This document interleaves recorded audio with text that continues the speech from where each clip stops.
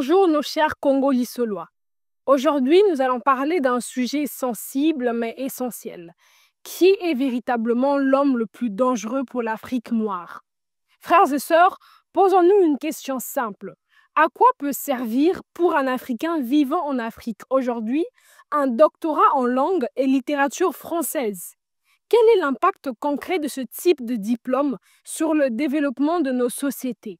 Et plus largement, pourquoi nos universités continuent-elles à former des jeunes dans des programmes hérités d'une autre époque, souvent déconnectés de nos réalités, de nos besoins et même de nos aspirations profondes? Regardons notre histoire. Notre système éducatif, nous le savons, est un héritage direct de la colonisation. Et ce système, il n'a jamais été profondément repensé. À l'époque, les colonisateurs ne voulaient pas former des inventeurs, des penseurs ou des créateurs. Non, leur objectif était de produire des exécutants, des personnes capables de répondre aux besoins administratifs de la métropole, pas de construire l'Afrique. Et aujourd'hui encore, le constat est amer. Ce système privilégie la répétition mécanique de savoirs venus d'ailleurs, au lieu de stimuler notre créativité, notre esprit critique ou notre capacité à résoudre nos propres problèmes.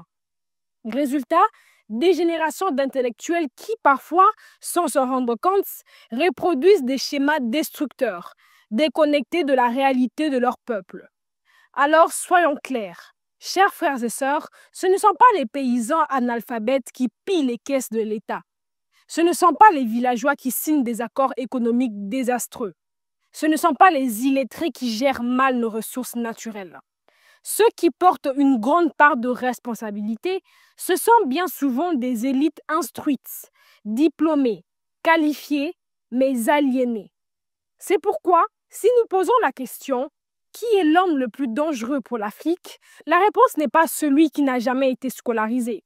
C'est plutôt celui qui a été formé dans un système qui l'a coupé de son peuple, de sa culture, de sa mission historique. Voilà le vrai danger. Mais attention, notre combat n'est pas dirigé contre les hommes blancs ou occidentaux.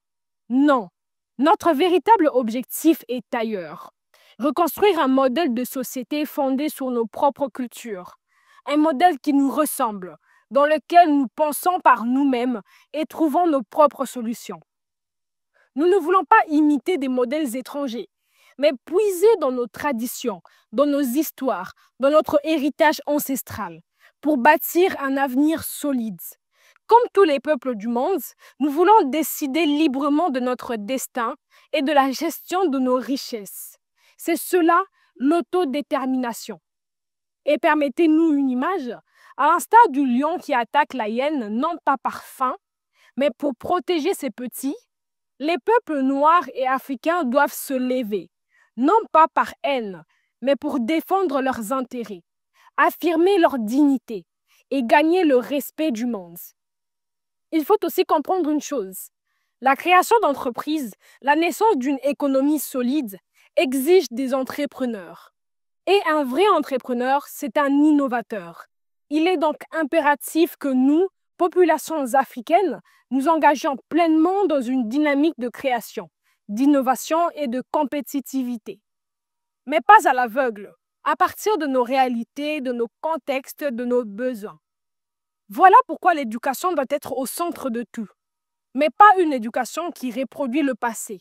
Une éducation audacieuse, pragmatique, visionnaire.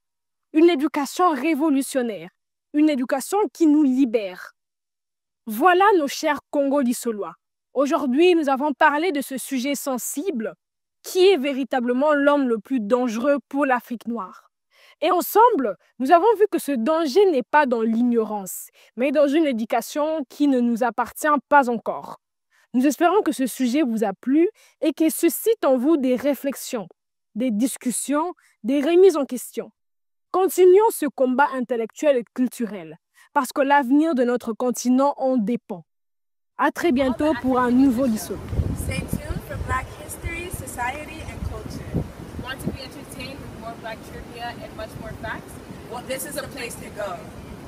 Hey, did you know the first computer was made by a Black person? No, I didn't know. Where'd you find out? Congolais Solo. where you can find more information like this and much more. Make sure to check out the Your Space section, where you can put your own publications, events, ads, and even your thoughts.